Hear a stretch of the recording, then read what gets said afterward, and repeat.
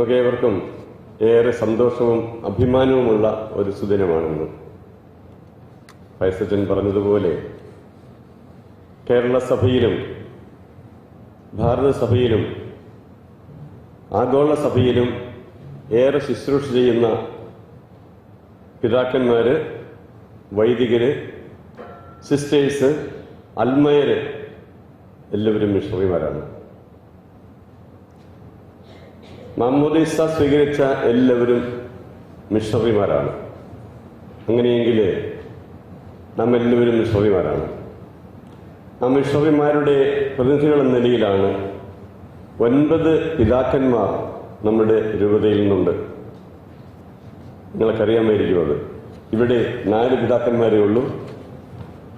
ഇനി വരാനുള്ള പിതാക്കന്മാര് തോമസ് തിരുനാളിൽ പിതാവ്, മാത്യു വാണിക്കിഴക്കെ പിതാവ്, തോമസ് പുല്ലപ്പള്ളി പിതാവ്, ജോൺ വടക്കേൽ പിതാവ്, ജോസഫ് കൊടകലിൽ പിതാവ്.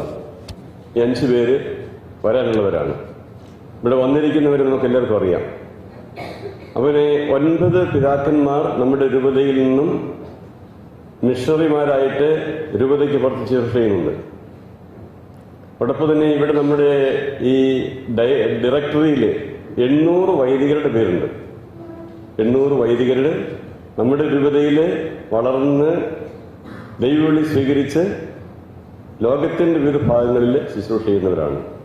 എല്ലാ ഭൂഖണ്ഡങ്ങളിലുണ്ടെന്ന് ഞാൻ കരുതുന്നത് അച്ഛന്മാരുടെ സാന്നിധ്യം. അതോടൊപ്പം തന്നെ സിസ്റ്റേഴ്സ്, 2000-ൽ കൂടുതൽ സിസ്റ്റേഴ്സ് നമ്മുടെ രൂപതയിൽ വളർന്ന് വലുതായി ദൈവവിളി സ്വീകരിച്ച് ലോകത്തിന്റെ വിവിധ ഭാഗങ്ങളിൽ ശുശ്രൂഷ ചെയ്യുന്നുണ്ട്. രണ്ടാളന്മാരുണ്ട്, അച്ഛന്മാരുണ്ട്, അമ്മമാരുണ്ട്.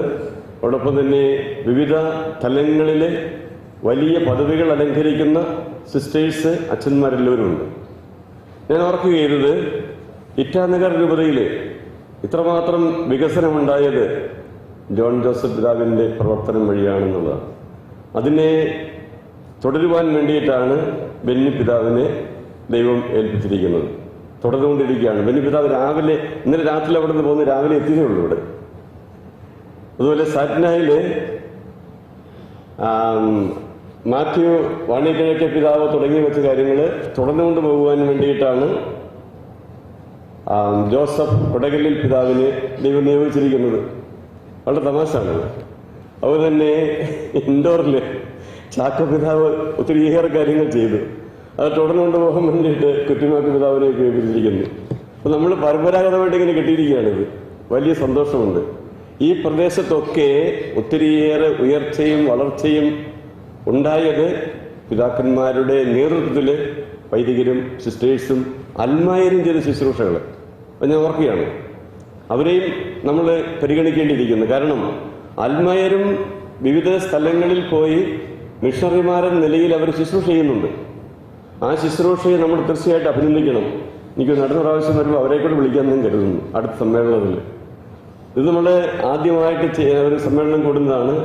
ഇതിൻ്റെ പോരായ്മകളും അതോടെ തന്നെ ഇതിൻ്റെ പ്രോ ആൻഡ് കോൺസ് ഉള്ള കാര്യങ്ങൾ നമ്മൾ ഇന്ന് ചർച്ച ചെയ്തിട്ട് ഇനി നടത്തുമ്പോൾ കുറച്ചുകൂടെ വിപുലമായ രീതി നടത്താൻ സാധിക്കുമെന്ന് ഞാൻ കരുതുകയാണ്. ഇപ്രാവശ്യം ഫൈസച്ചൻ പറഞ്ഞതുപോലെ തന്നെ നമ്മുടെ ജൂബിലി വർഷമാണ്. അതോടൊപ്പം തന്നെ എപ്പാറക്കൽ അസംബ്ലിയിൽ തീരുമാനിച്ചൊരു കാര്യമായിരുന്നു മിഷണറിമാരുടെ സംഗമം നടത്തണമെന്ന്. അത് ഒത്തിരി വിപുലമായ രീതി നടത്താൻ സാധിച്ചില്ല. ആ കാര്യങ്ങളെല്ലാം മിഷൻ ലീഗിനെ ഏൽപ്പിക്കുകയാണ് ചെയ്തത്. മിഷൻ ലീഗിലെ കുഞ്ഞു മിഷണറിമാരാണ് ഈ മിഷണറിമാരുടെ സംഗമം സംഘടിപ്പിക്കുന്നത്.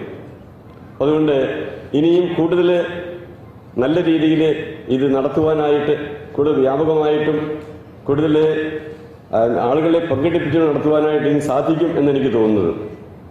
തീർച്ചയായിട്ടും നമുക്ക് ഏറെ സന്തോഷമുള്ളത് നമ്മുടെ രൂപതയിൽ ജനിച്ച് വളർന്ന് വിശ്വാസത്തിൽ വളർന്ന് ദൈവവിളി സ്വീകരിച്ചവര് ലോകത്തിന്റെ എല്ലാ ഭാഗങ്ങളിലും പോയി ശുശ്രൂഷ ചെയ്യുന്നു എന്നുള്ളതാണ്.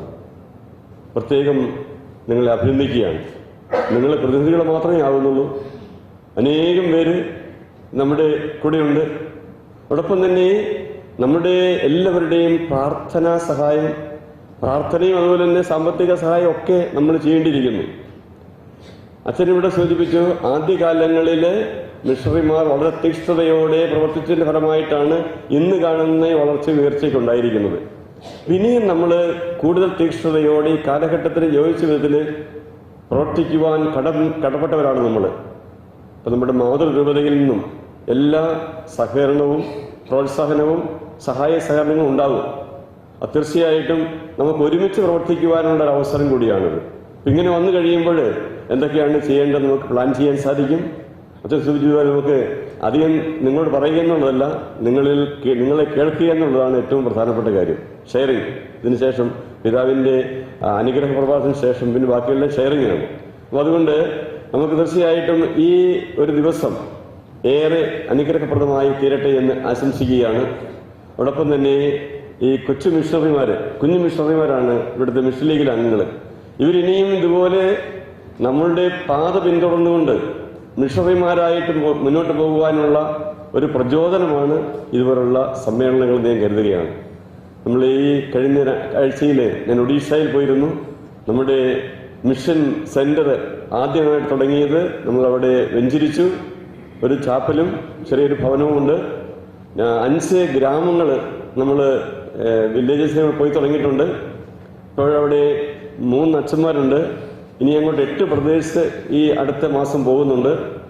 നമ്മളിവിടെ ചെയ്തിരിക്കുന്നത് റീജിയൻസ് കഴിഞ്ഞ് 1 വർഷക്കാലം മിഷനിൽ അവിടെ ചെലവഴിക്കുക എന്നുള്ളതാണ്. നമ്മൾ ആദ്യം തുടങ്ങിയിരിക്കുന്ന പരിപാടിയാണത്. അപ്പോൾ അത് എനിക്ക് തോന്നുന്നത് വളരെ ഫലപ്രദമായിട്ട് തന്നെ പോകാൻ സാധിക്കും. അങ്ങനെ മിഷൻ ചൈതന്യം സെമിനാരി ഫോർമേഷൻ കാലഘട്ടത്തിൽ തന്നെ കിട്ടുകയാണെങ്കിൽ കൂടുതൽ തീക്ഷ്ണതയോടുകൂടി പോകാൻ സാധിക്കുമെന്ന് ഞാൻ കരുതുന്നു. നമുക്ക് ഒരുമിച്ച് മുന്നോട്ട് പോകാം.